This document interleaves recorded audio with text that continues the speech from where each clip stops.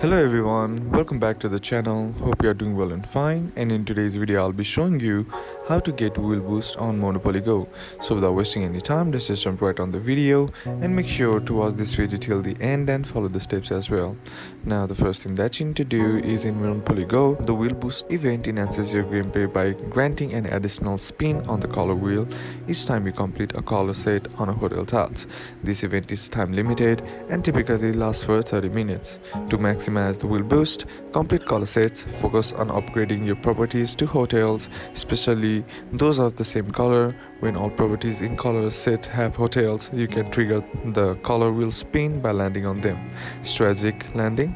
During the wheel boost event, prioritize landing on these completed color sets to utilize the double spin advantage. Keep in mind that the wheel boost event doesn't have a fixed schedule and can occur at various times. It's advisable to regularly check the game event schedule or notifications to know when the wheel boost is active. By strategically upgrading properties and staying alert to event timings, you can effectively leverage the wheel boost to enhance your rewards in Monopoly Go.